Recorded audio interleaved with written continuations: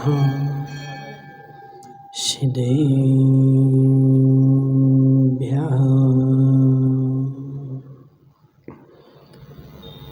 नमः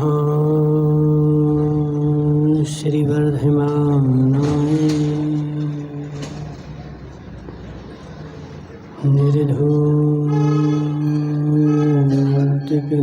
निर्धूतकलिलात्मने शालोकानां त्रिलोकानां निर्विद्यादर्पिणायते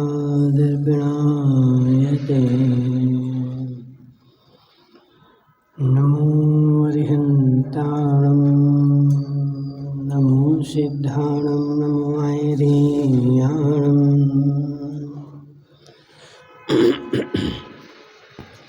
नमो अध्यायाणं नमो लोये सब्बिसाहं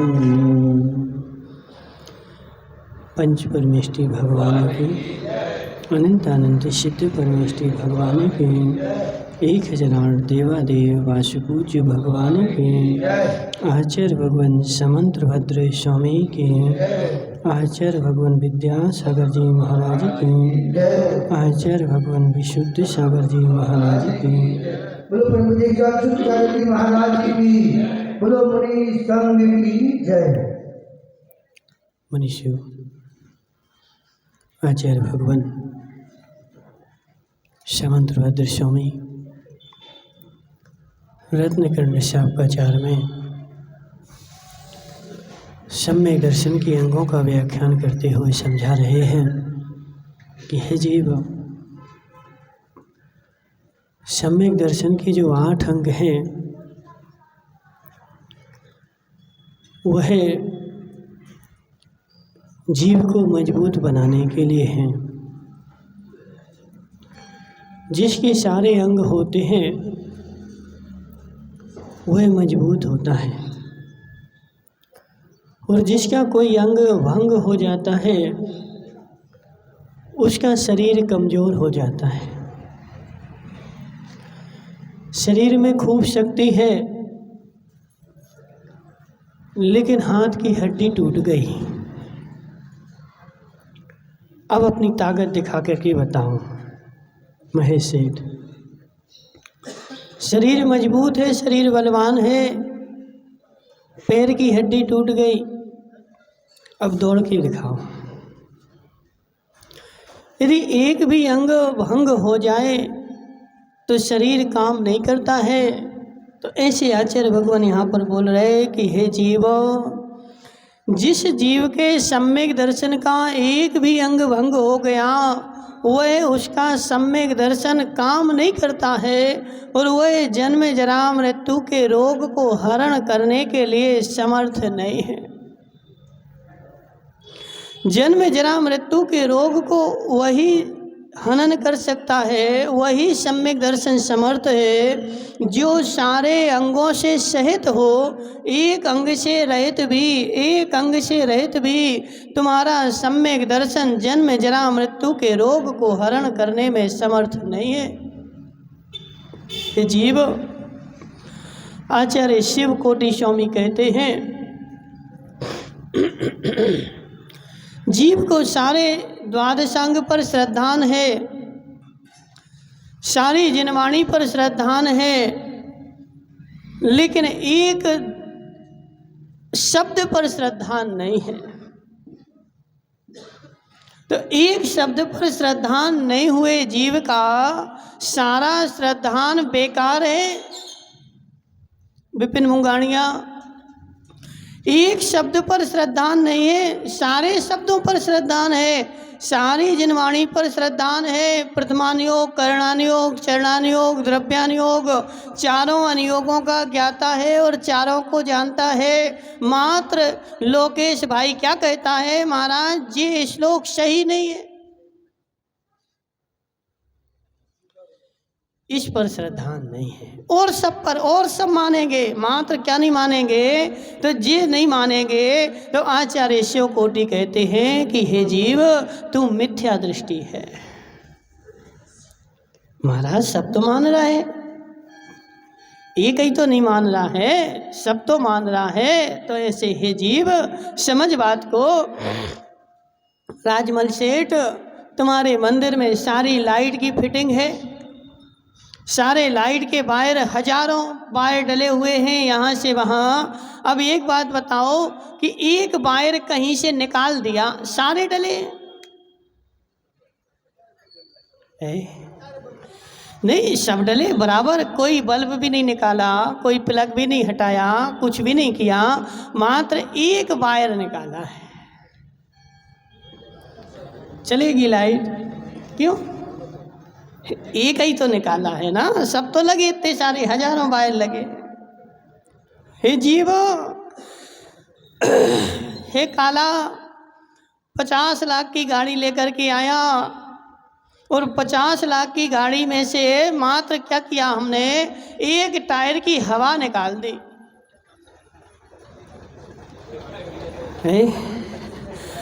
चला करके दिखाओ, चलेगी? क्यों? महाराज 2 रुपया की हवा तो निकाली, 50 लाख की गाड़ी, 50 लाख की गाड़ी में से 2 हवा कितने की भरी जाती बता? 5 रुपया की हवा तो निकाली, गाड़ी तो 50 लाख की थी, तो 5 रुपये की हवा से क्या होता है? जीव, 5 रुपये की हवा निकाल दी तो 50 लाख की गाड़ी तेरी बेकार हो गई। तो ऐसे हे जीव, तेरा सारे द्वादशांग पर श्रद्धान है, सब कुछ श्रद्धान है, मात्र क्या नहीं है, तो एक शब्द के ऊपर श्रद्धान नहीं है। तो आचार्य कहते हैं कि हे जीव, तू मिथ्या दृष्टि है और तेरा जो है जन्म जरा मृत्यु का रोग नाश होने वाला नहीं है। जिसके 8 अंग से सहित सम्यक दर्शन होगा, वही जीव अपने जन्म जरा मृत्यु के रोग को नाश कर पाएगा। और एक अंग को भी नाश कर दिया तो वह जन्म जरा मृत्यु का रोग नाश होने वाला नहीं है।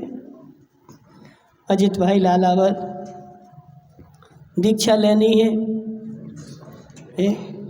कब लोगे? कब लोगे? लेना तो है। देखो, वो तो जितने संसार में भव्य हैं सबको लेनी है।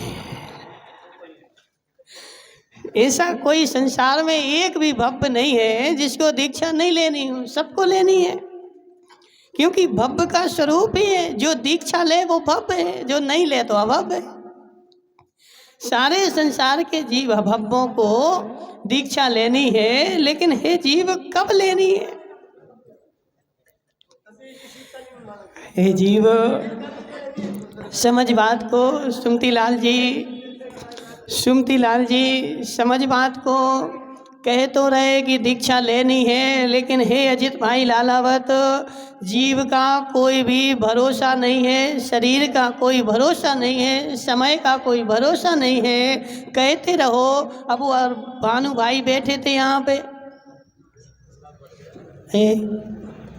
कब? परसों ही तो बैठे थे, परसों यहाँ बैठे थे, जीवने गए, लुढ़क गए, हड्डी टूट गई। अब भानु भाई की इस भाव में दीक्षा नहीं होगी। क्यों? महाराज अंग टूट गया ना, जिसका एक अंग टूट जाए, भंग हो जाए, वह जीव दीक्षा नहीं ले सकता। दीक्षा लेने के लिए मानमल जी 8 अंग सुरक्षित चाहिए। एक भी अंग, आँख भी फूट जाए तो दीक्षा नहीं ले सकता, कान फूट जाए तो दीक्षा नहीं ले सकता, मुंह टूट जाए तो दीक्षा नहीं ले सकता, हाथ पैर टूट गए, अंग भंग हो गया, दीक्षा लेने का पात्र नहीं है। क्योंकि दीक्षा जो ले जाती है वह जन्म जरा मृत्यु के रोग को नाश करने के लिए ली जाती है। और यहाँ पर आचार्य भगवान बोल रहे कि नांगहीनम मलम छेतु दर्शनम जन्म संतितम। जिसका अंग भंग हो गया वह जन्म जरा मृत्यु के रोग को नाश नहीं कर सकता। इसलिए अजित भाई दीक्षा लेनी है। नहीं नहीं, देखो हम दे नहीं रहे, हम तो पूछ रहे हैं, हम पूछ रहे हैं। बिल्कुल घबराओ नहीं सुमति लाल जी।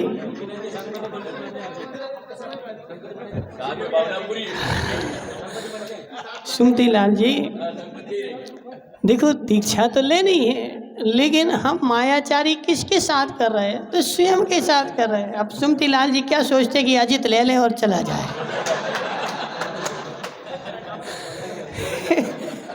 जी, किसी की दीक्षा लेने से किसी का कल्याण नहीं होगा। जो दीक्षा लेगा उसी का कल्याण होगा, जो मुंह में भोजन रखेगा उसी का पेट भरेगा।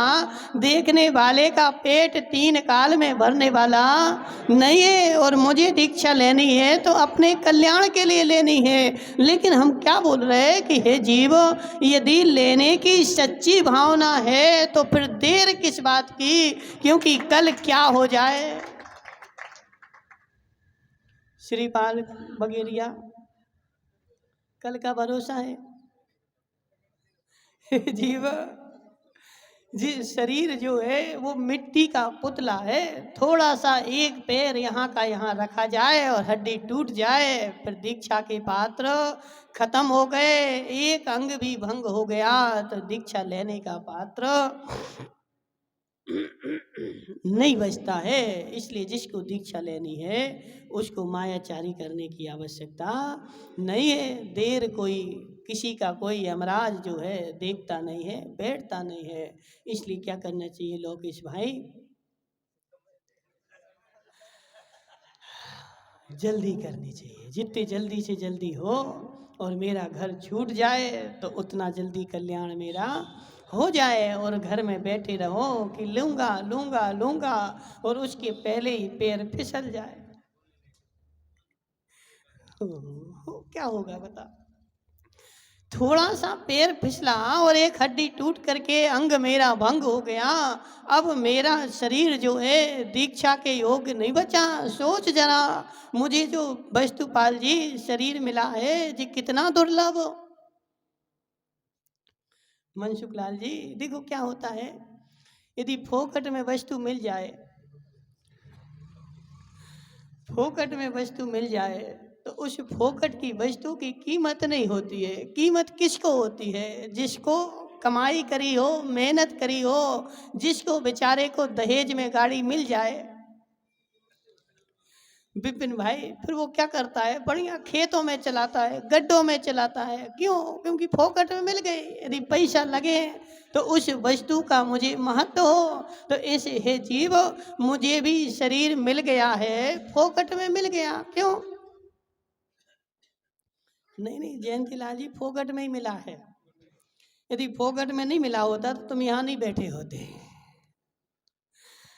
जीव पंच परावर्तन करते करते उसमें कई भाव मनुष्य के आते हैं। वो एक प्रक्रिया है, चक्र चल रहा है तो चलते हुए चक्र में एक प्रक्रिया होती है कि वहाँ उसको आना ही पड़ेगा। इसलिए उसको मनुष्य भाव मिल गया है। इसने मेहनत थोड़ी करी, फोकट में मिल गया। इसलिए फोकट में मिला है तो फोकट में चला जाएगा। लेकिन हे जीव, यदि मनुष्य भाव का कीमत सुनना हो, जानना हो तो उस जीव से पूछो।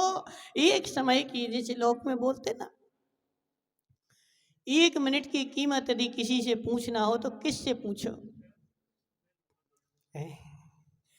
जो स्टेशन पे पहुंच गया लेकिन 1 मिनट पहले उसके आंखों से देखते हुए ट्रेन वो जा रही, 1 मिनट पहले निकली है। अब 1 मिनट की कीमत काला, किससे पूछो? 1 मिनट की कीमत जिसकी ट्रेन सामने जा रही आंखों से देखते हुए वह आदमी जानता है 1 मिनट की कीमत क्या होती है। और मनुष्य शरीर की कीमत कौन जानता है? जिसको वस्तु स्वरूप का भान हो गया है। लेकिन जिसका एक पैर है और एक पैर के कारण अब उसको सब भान हो गया, संसार कैसा है, क्या करना चाहिए। लेकिन दीक्षा लेने का पात्र नहीं है। अंदर से भावना है मैं कब दीक्षा ले लूं, लेकिन बेचारे का एक पैर है, तड़प रहा है, अंदर से तड़प रहा है, लेकिन कोई भी संसार में उपाय नहीं। ऐसे हमने लोग देखे, हे जीव, उनके शरीर में दोष है, लेकिन महाराज हमें दीक्षा लेनी है, क्या करें, शरीर मेरा दोषी है। बेचारे रोते हैं। क्यों? क्योंकि उनको जो है मनुष्य भाव की कीमत जान गए हैं। मनुष्य भाव की कीमत उनके अनुभव में आ गई, क्या कीमत है। लेकिन अपन को तो क्या है, वहीं से नहीं। और वास्तव में ऐसे ही है। देखो, जिसको बिना मेहनत के और ऐसे ही मिल गया है, जो बच्चा करोड़पति आदमी के यहाँ जन्म ले लिया है पूर्व पुण्य के उदय से, उस बेचारे को धन की कीमत नहीं होती। धन की कीमत किसको होती है? जो दिन भर कमाए और शाम को 100-200 रुपया बेचारे को मिले और 100-200 में से भोजन पूरा नहीं हो, वह पैसे की कीमत जानता है। अब जिसके घर में बेचारे के भरे पड़े हैं और उसमें पुत्र ने जन्म ले लिया, बेचारे ने कभी खाली तिजोरी देखी नहीं। पदम भाई, क्या तुम्हारे बेटे ने कभी खाली तिजोरी तो देखी नहीं? जब देखी तो भरी, जितने निकालना तो निकाल दे जा। वो बेचारा क्या जाने नोट क्या होते हैं, कैसे कमाए जाते हैं। तो ऐसे हमारा मनुष्य भाव 8 अंगों से सहित है। और सुमती लाल जी कोठारी, 8 अंगों से सहित शरीर जो होता है वह मोक्ष मार्ग की ओर चलने के लिए काम का है। लेकिन हम इतने बदमाश हैं, नहीं है क्या बाहुबली जी? हम इतने बदमाश हैं, इस शरीर को इतना घोरते हैं 24 घंटे। और बेचारा 80 साल का भी डोकरा होगा और हाथ पैर चल रहे हों तो वह यहाँ बैठा नहीं मिलेगा। कहाँ बैठा मिलेगा? जीव कब तक बैठेगा दुकान पे? रिंकेश मुंगानिया कब तक बैठेगा दुकान पे? महाराज जब तक हाथ पैर चलते रहे। मंदिर में कब आएगा? धर्म कब करेगा? दीक्षा कब लेगा? तो महाराज जब हाथ पैर चलना बंद हो जाएंगे और डॉक्टर मना कर देगा कि अब कोई उपाय नहीं है, अब तो इनका यमराज ही सहारा है, तो फिर बोलेगा हमें दीक्षा देता।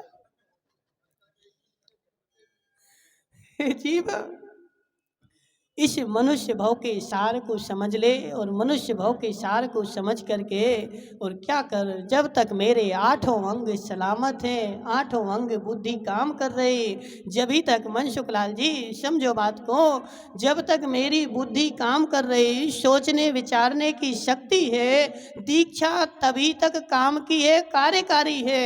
जिस दिन बुद्धि काम कर दे, काम करना बंद कर दे, उस दिन तुम कपड़े उतार करके घूमता रहे, तेरे कपड़े उतारना किंचित मात्र भी काम की नहीं है। जब तक बुद्धि है और दीक्षा के बाद कोई सारी मेहनत जो होती है तो किसकी?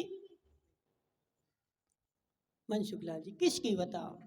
अब तुमने कभी देखा कोई महाराज तसला उठा के फेंक रहे हो, कोई महाराज यहाँ की बोरियां वहां तोक रहे हो? क्या करेंगे बताओ?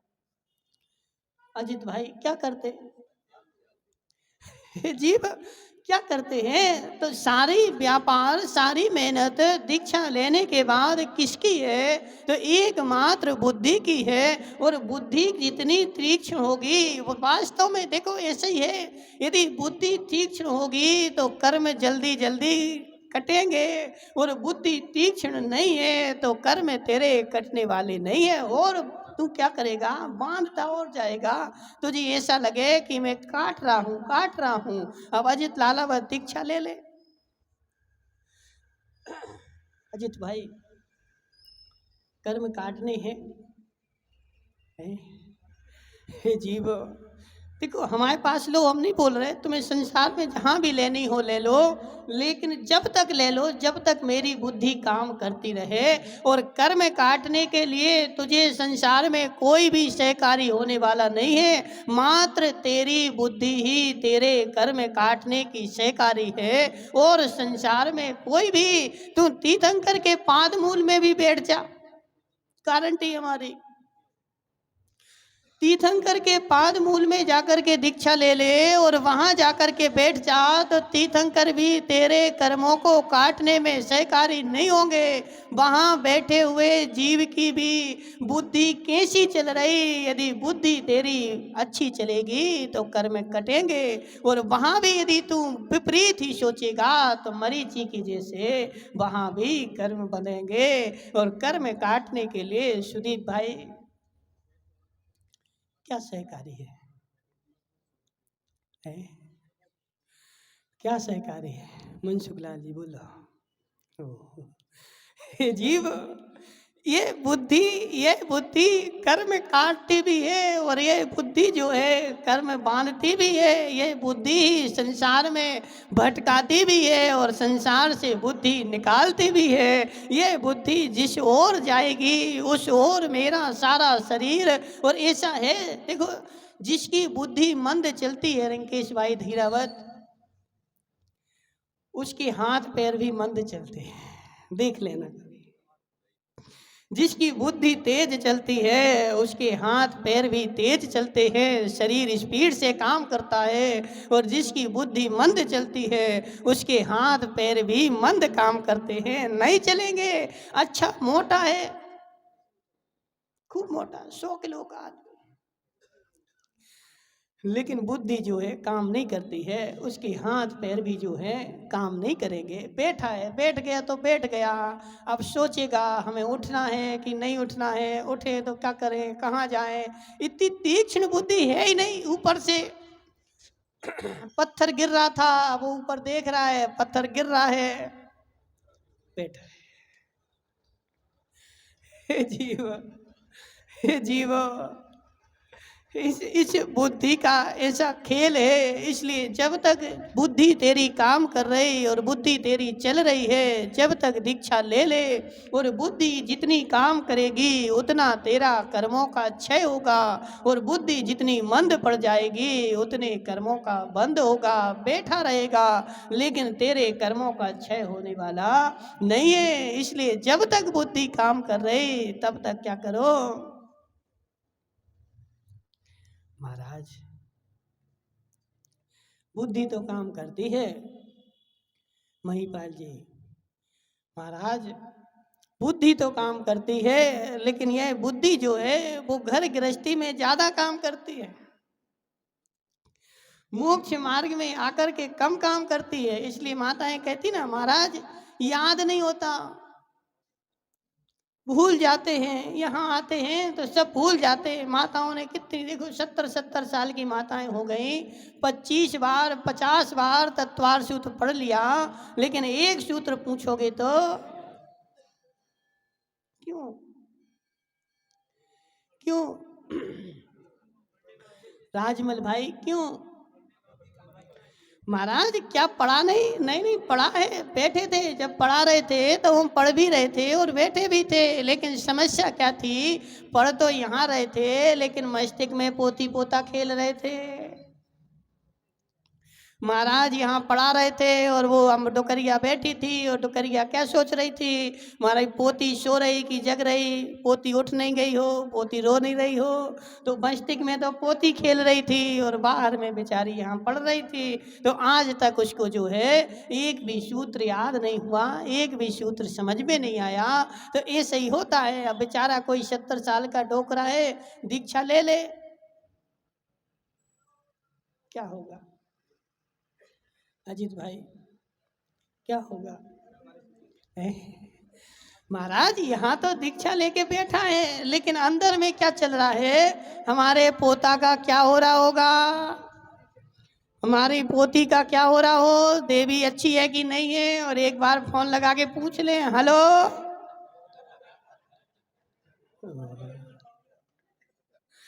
जीव, हे जीव, अंदर में तो वो मोह बैठा है, अंदर में वो राग बैठा है, अंदर में घर गृहस्थी बैठी है, और वह बुद्धि जो है, तू शरीर से तो साधु बन गया, लेकिन बुद्धि साधु कहाँ बनी? और जब तक बुद्धि साधु नहीं बने तब तक कर्मों का क्षय होने वाला नहीं है। इसलिए क्या करना है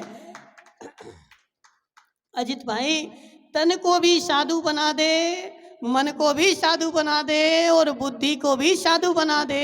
यदि ये तीन साधु बन गए तो तीन भाव में मोक्ष नहीं जाए, तो हमारी गारंटी है। हाँ, तीन साधु बन जाए बस। कौन संसार में कौन मुझे भटका रहा है, कौन कौन संसार के चक्कर चला रहा है? तो ये तीन ही तो है। एक शरीर है, दूसरा मन है, और तीसरी बुद्धि है। शरीर साधु बन जाता है लेकिन मन नहीं बन पाता, मन बन जाता है लेकिन बुद्धि नहीं बन पाती, और तीन में से एक भी कम रह गया तो तेरा काम होने वाला नहीं है। और जब तीन की जोड़ी मिल गई तो तीन ही भाव शेष बचे। मनसुख लाल जी, तीन भाव किसके? तीन भाव किसके बचे? जिसके तीन का योग मिल गया, तो तीन का योग मिलने से तीन भाव ही मात्र शेष बचेंगे। और तीन का भाव, अब कोई भले बोले महाराज इस भाव में तो मोक्ष नहीं होता, हम क्यों मुनि बने, क्यों दीक्षा ले, क्यों क्या करें? हे जीव, ठीक है, इस भाव में निमेश पंडित जी मोक्ष नहीं होता, लेकिन इस भाव के तीसरे भाव में तो हो सकता है। इस भाव में नहीं हो सकता, कोई दिक्कत नहीं, लेकिन इस भाव से तीसरे भाव में तो तू मोक्ष जा सकता है। लेकिन तीसरे भाव में मोक्ष जाना है तो छायक सम्यक दृष्टि जीव को भी तू किस खेत की मूली है? घोर मिथ्या दृष्टि है, तू तो घोर मिथ्या दृष्टि है। तेरे पास सम्यक दर्शन नहीं है, तो घोर मिथ्या दृष्टि है। क्यों? क्योंकि पंचम काल में जो भी जीव जन्मता है मिथ्यात के साथ ही जन्मता है, सम्यक के साथ इस काल में आज तक किसी ने जन्म नहीं लिया।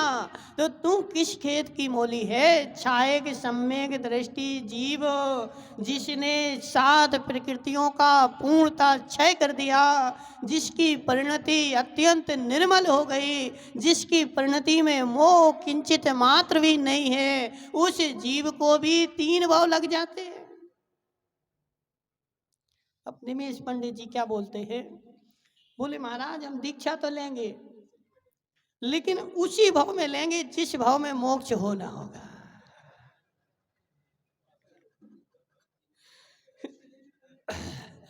और फिर केवली भगवान के पास जाकर के पूछ लेंगे, हे भगवान हमारा मोक्ष कब होना है? उसी दिन मोक्ष दीक्षा लेंगे। हे जीव, हे जीव, कई बार क्या होता है, चौका मारने के चक्कर में आउट हो जाते हैं। हे जीव, कई बार चौका मारने के चक्कर में आउट भी हो जाते हैं। इसलिए समझ बात को। छायक सम्यक दृष्टि जीव, जिसको छायक सम्यक दर्शन हो गया, उसको भी तीन भाव लग जाते हैं मोक्ष जाने के लिए। और हम तुम्हें गारंटी दे रहे, दीक्षा ले ले, तीन भाव में मोक्ष होगा। लेकिन शर्त एक है, एक की दीक्षा नहीं होगी, तीन की होगी। रिंकेश भाई, किसकी? एक की नहीं होगी, एक की नहीं होगी, एक की होगी तो असंख्यात भाव लग सकते हैं। यदि तीन की दीक्षा एक साथ हो जाए, एक ही भाव में तीन की दीक्षा हो जाए, तो नियम से तेरे तीन भाव से ज़्यादा होने वाले नहीं है। तन से दीक्षा ले ले, मन से भी दीक्षा ले ले, और बुद्धि से भी दीक्षा ले ले, और तीन से तेरी दीक्षा हो गई तो तीन भाव से ज़्यादा लगने वाले नहीं है। मैंने असंख्यात पर्यायों में 6 ढाला में पढ़ा, कोटि जन्म तब क्या मुनि व्रत धार अनंत बार, पे निज आत्म ज्ञान बिना सुख लेस ना पायो। क्या हो गया महाराज? हे जीव, शरीर ने तो दीक्षा ले ली लेकिन बुद्धि ने नहीं ली। शरीर ने तो दीक्षा ले ली लेकिन मन ने नहीं ली, और बुद्धि जो थी, शरीर ने तो दीक्षा ले ली लेकिन बुद्धि कहाँ थी? तो बुद्धि तो हमारी घर में ही बैठी रही, और घर में बैठी बुद्धि की दीक्षा नहीं हुई। इसलिए मुझे एक बार, दो बार, तीन बार नहीं, असंख्यात बार दीक्षाएं लेनी पड़ी, लेकिन मेरा कल्याण नहीं हुआ। और बुद्धि यदि दीक्षा ले ले तो असंख्यात पर्याय उसकी हो ही नहीं सकती, मात्र 3 पर्यायों में। इसलिए हे जीव, सबसे ज्यादा कोई कर्म का बंध कराती है तो वह बुद्धि ही कराती है। इस बुद्धि को लोकेश भाई, इस बुद्धि को संभालना महान आवश्यक है। ये बुद्धि संभल जाए, ये बुद्धि संभल जाए, संसार के झंझट संभल जाए, ये बुद्धि संभल जाए, संसार की लड़ाइयाँ संभल जाए, ये बुद्धि संभल जाए, मेरा सारा मोक्ष हो जाए। मेरी बुद्धि बैठी बैठी क्या करती है महेश सेठ? बैठी बैठी बुद्धि तो संसार के चक्रव्यूह रचती है। वही चक्रव्यूह सफल हो चाहे नहीं हो, लेकिन बैठी बैठी बुद्धि 1 मिनट भी शांति से नहीं बैठती। बता लाल जी, लालावत सत्य बता, पोता आ गया। खुशी हो रही कि दुख हो रहा? खुशी हो रही। क्यों हो रही? क्यों हो रही? हे जीव, पोता आ गया, मैं बैठे बैठे बुद्धि में चक्रव्यूह रच रहा हूँ। एक इसका पोता आ गया, एक यहाँ रहेगा, एक वहाँ रहेगा, एक इतना कमाएगा, एक ये दुकान चलाएगा, मैं एक और दुकान खरीद लूँगा। हे जीव, अंदर में वह श्रमशु नवनीत के जैसे अंदर में तेरे कल्पनाएं चल रही है, और वह बुद्धि जो है चक्रव्यूह रच रही है। मनसुख लाल जी, वह पूरी होगी जरूरी नहीं है, लेकिन मैं अपनी कल्पनाओं को कर करके विनोद सेठ और अपने अंदर में इतना खुश हो रहा हूँ, और यह बुद्धि का व्यापार चल रहा है। जैसे वो था ना एक श्रमशु नवनीत, जानते हो बाहुबली जी? श्रमशु नवनीत को जानते? तुम्हारे तेजी रोड पे ही तो रहता था, लेकिन जब तुम रहते थे तब नहीं रहता था, बहुत पहले रहता था। एक श्रमशु नवनीत रहता था मनसुख लाल जी। उसके घर में खाने को भी नहीं था, कुछ भी नहीं था, ना उसकी शादी हुई। एक उसने काएगा उसका वो आते ना कांटे आटे झाड़ियों का झोपड़ा बना रखा था, और उसमें रहता था। और गांव में जाकर के, पुराना जमाना था, लोगों से मांगता था। तो पहले के जमाने में मानमल जी, तुमने भी देखा होगा, सबके घर में गाय भैंसें थी, और सब लोग घी जो निकालते थे वो मलाई का नहीं निकालते थे। किसका निकालते थे? छाछ तो घी निकलने के बाद होती थी, दही का निकालते थे। दही में से घी निकालते थे, और जो छाछ बचती थी उसको फेंकते थे। कौन खा रहा छाछ? तो वह भिखारी जो था घर घर जाके मांगता था, और सब लोग उसको छाछ पिलाते थे, लेकिन उसकी मूछें बड़ी बड़ी थी, नथु लाल के जैसी, छोटी छोटी नहीं। आजकल तो बेचारे देखो मूछें तो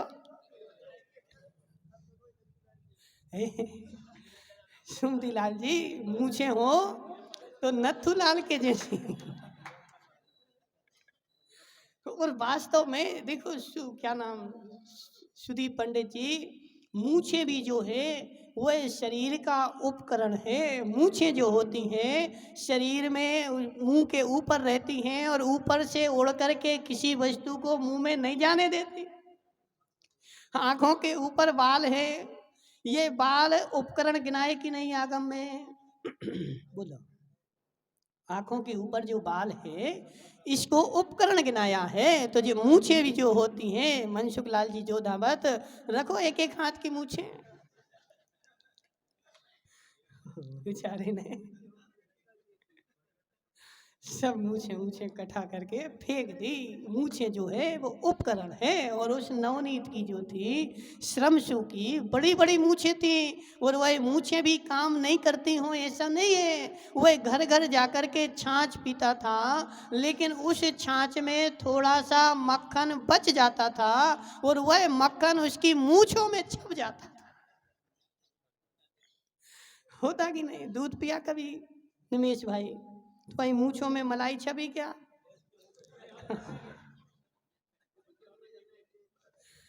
महाराज है ही नहीं मुझे। एक बार करके देखो, ठीक है? अच्छी बड़ी बड़ी रिंकेश भाई, इतनी इतनी सी नहीं, कम से कम इतनी इतनी बड़ी तो होनी चाहिए। तो वह जैसे ही छाछ पीता तो उसके मूछों में नवनीत छप जाता, और वह घर जाके हाथ फेरता कि मेरी मूछें तो देखो घी से छप गई। और एक दिन उसकी बुद्धि जो थी अच्छी थी, तो उसने सोचा कि मैं क्यों ना ये सारा मक्खन इकट्ठा करूं, और इकट्ठा कर करके और एक डिब्बा में रखते जाऊं, और रख रख के बेचूंगा तो मैं करोड़पति बन जाऊं। तो एक दिन बैठा था, ठंड का मौसम था, और क्या धीरे धीरे उसने अपनी रोज जाता घर घर में पीता छाछ, और एक कटोरा लेके जाता, और जो मूछों में छप जाता मक्खन, तो उस कटोरे में पहुँच पहुँच करके रखता, और घर में आकर के उस डिब्बे में ऐसे करके। देखो लोकेश बोल रहा है हमें भी ऐसे ही करना पड़े। ऐसे करके एक डब्बा भर गया पूरे घी का, और उसने ऐसा ऊपर टांग दिया, और एक दिन सो रहा था, डब्बा देखा कि अरे पूरा डब्बा भर गया, और बैठे बैठे कल्पनाएं कर रहा था, क्योंकि कल्पनाओं का कोई और छोर थोड़ी होता। बदामी लाल जी देखो, बदामी लाल जी कल्पना करके खुश हो गए, भले वो पोता इनको पानी नहीं पिलाए लेकिन अभी तो खुश हो गए ना। तो ऐसे कल्पनाओं का कोई और छोर नहीं है। वो भी बेचारा कल्पनाएं कर रहा था। एक डिब्बा भर गया वो डिब्बा भर गया, कल शहर जाऊंगा, घी बेचूंगा, 500 का बिकेगा, 500 का एक बकरी लाऊंगा, और बकरी का दूध निकालूंगा, फिर 2 लीटर घी आएगा, फिर 2 बकरियों और लाऊंगा, 4 बकरियां हो जाएंगी, फिर मैं दूध वाला बन जाऊंगा, फिर मेरे पास भैंसें हो जाएंगी, फिर और दूध बेचूंगा, और बहुत सारी भैंसें होंगी, मैं ज़मीन खरीदूंगा, फिर मेरी शादी हो जाएगी, फिर मेरे बाल बच्चे हो जाएंगे, और बाल बच्चे हमारे पास बार बार आएंगे, पापा पापा चलो अम्मा ने बुलाया है रोटी खाने।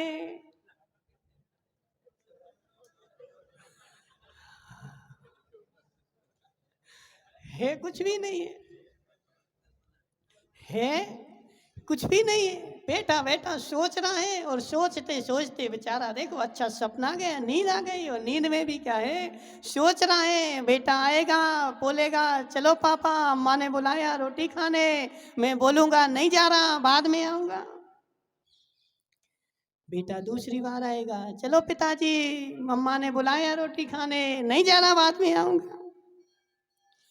तीसरी बार फिर से आएगा, चलो पिताजी अम्मा ने बुलाया रोटी खाने, मैं लात मारूंगा, एक लात मारी, वह जो घी का डिब्बा था वो नीचे गिर गया। नीचे अग्नि जल रही थी, और अग्नि में पड़ करके सारा घी जल गया, घी भी जला, झोपड़ी भी जल गई, आंच लगी, बेचारा भागा बाहर, अरे बचाओ हमारे बच्चे जल गए, हमारी झोपड़ी जल गई, गाय भैंसें जल गई, जमींदारी जल गई। पड़ोस वाले आकर के देख रहे उसको, पागल तो नहीं हो गया? कल शाम को तो हमारे यहाँ मांग रहा था कि छाछ पिला दो, और आज जमींदार बन गया। जीव हे जीव, कल्पनाओं का कोई और छोर नहीं होता, कल्पनाओं का कोई और छोर नहीं होता। इसलिए बदामी लाल जी समझ बात को, बच्चा आ जाए तो भी खुशी नहीं, चला जाए तो भी खुशी नहीं, संसार में आना जाना लगा ही है, एक आ रहा है दूसरा, संसार की लीला है। मन शुक्ला क्या है बताओ? संसार की लीला है, एक आता है दूसरा जाता है। मात्र मेरी बुद्धि ऐसी है कि मैं अपनी बुद्धि में कल्पनाएं कर करके और बुद्धि को कहाँ से कहाँ ले जाता हूँ, कोई भी इसका ओर छोर नहीं है। इस बुद्धि की दीक्षा करा दे। किसकी? किसकी रिंकेश भाई? बुद्धि की। देखो तुम बोलते भले हो महाराज, जो होना है वो होगा, जो होना है वो होगा। हे जीव, जब जो होना है वो होगा तो बुद्धि में को क्यों तू चला रहा है, क्यों कल्पनाएं कर रहा है? मैं अपने बेटे को ऐसे पढ़ाऊंगा, ऐसे करूंगा, यहाँ भेजूंगा। क्यों तू बुद्धि का व्यापार कर रहा है? उसको जहां जाना होगा जाए। हे जीव, सत्य है कि नहीं? बोलो मनसुखलाल जी, क्या तुम अपने बेटे को, अपने पोते को, पोती को कहीं ले जा सकते हो? उसको कुछ बना सकते हो? नहीं बना सकते। उसकी योग्यता जैसी होगी उसको वहाँ वहीं जाए। तुम कुछ भी कर लो, वो ऐसे निमित्त मिलते हैं कि वह सारे जगह से जोड़ जाड़ करके, जैसे कल निकला था ना किसमें, पद्म पुराण में, वनमाला जो थी राजकुमारी वनमाला, उसका ब्याह लक्ष्मण के साथ होना था, लेकिन उसके पिताजी ने किसी दूसरे के साथ करवा दिया। और लक्ष्मण तो उससे योजनों दूर थे, कोसों दूर थे। और उसने सोचा कि हम क्या करेंगे, अब तो हम फांसी लगाएं, हमारा कोई दूसरा उपाय नहीं। लेकिन इसको फांसी लगाने के लिए जंगल में गई और वहाँ से लक्ष्मण वहीं आ गए। न लक्ष्मण को पता था, न वनमाला को पता था, और लक्ष्मण ने वनमाला को पकड़ लिया, बचा लिया। योग संयोग जुड़ गए, और जैसा कार्य होना हो योग संयोग वैसे जुड़ ही जाते हैं। इसलिए रिंकेश भाई, अपनी बुद्धि की दीक्षा करा दे। योग संयोग जुड़ेंगे और इस बुद्धि की दीक्षा हो जाए मानमल जी। मन की, बुद्धि की और तन की, जिसके तीन की दीक्षा हो जाएगी वह तीन भाव में नियम से मोक्ष चला जाएगा। और जिसकी बुद्धि की दीक्षा नहीं हो पाए, तन की दीक्षा हो जाए, उसके तो अभी असंख्यात भाव बाकी हैं। इसलिए बुद्धि, मन और तन तीन की दीक्षा हो जाए तो असंख्यात भाव होने वाले नहीं है। बोली शांतिनाथ।